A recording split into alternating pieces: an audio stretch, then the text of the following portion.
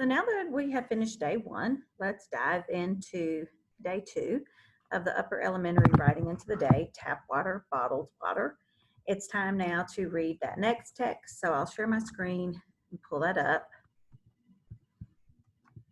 Yesterday, we read this one. And then today we're going to read the second print text. And this is very interesting. Yesterday we learned that bottled water is not as regulated as tap water, but this article seems to say differently, and that's what you want to do in your text set. You want multiple perspectives on that, on any issue. International Bottled Water Association. Okay. So again, we have our title, bottled water versus tap water. And then I like to point out little inserts like this to students. Most people who drink bottled water also drink tap water, depending on the circumstances. I drink both myself. I drink tap if I'm at home. If I'm out somewhere and purchasing something to drink, I like to go for bottled water.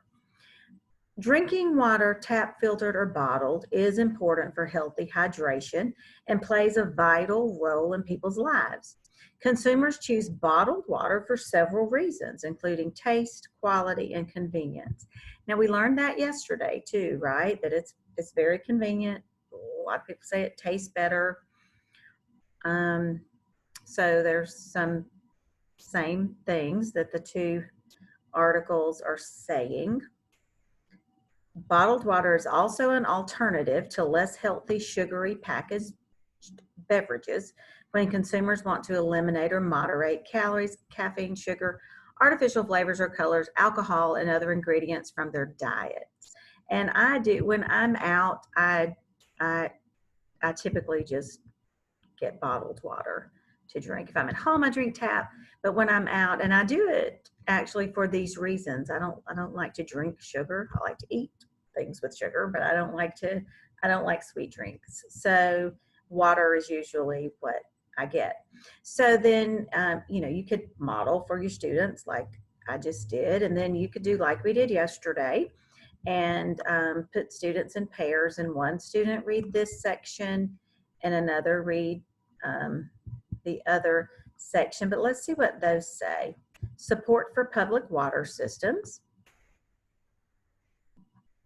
And then get the facts, fact-based information about how public water systems and bottled water are regulated. So it seems to me, and remember this is put out by the International Bottled Water Association, it seems that maybe they are trying to get us to understand convenience, and it is regulated.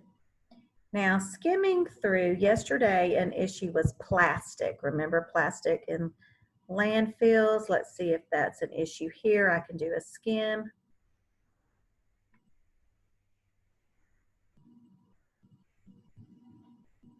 Not mentioned. So they've sort of left that piece of it out of their article. No mention of plastic. We do have convenience, and they're saying that it is safe. So at this point, stop the video, and you want to, with your partner, if you're doing this with colleagues, partner read and then discuss. Remember, we want to find, let me find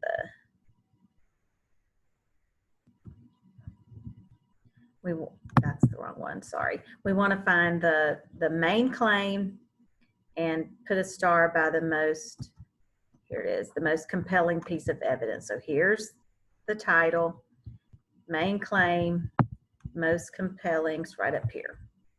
Main claim, strongest or most compelling piece of evidence, and then write your thoughts over here. Now, when I've modeled on day one, I might not model on day two, or I might say, this article does not mention plastic. I think that was interesting. So that's something that I would say, I would wonder about. Another thing is that I would say it is good to know that bottled water does have to meet FDA requirements, that it is regulated. So stop the video there with your partner, finish reading the article, highlight the author's main claim. You can decide that together. You might disagree on that. That's fine. You don't always agree with someone else on what the main claim is, and then put a star by the strongest piece, and then fill out the I say. And that's it. So now we have two articles, slightly different perspectives, of course, because the Bottled Water Association will definitely have a unique perspective, a perspective that would be different from other people. So finish filling this out, and then that is the end of day 2.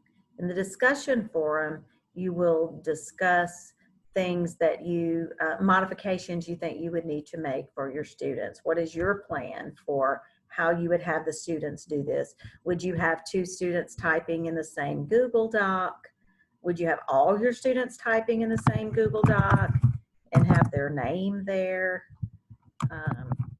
But how would you do this? So stop the video now and finish completing this, and I will see you back for day 3.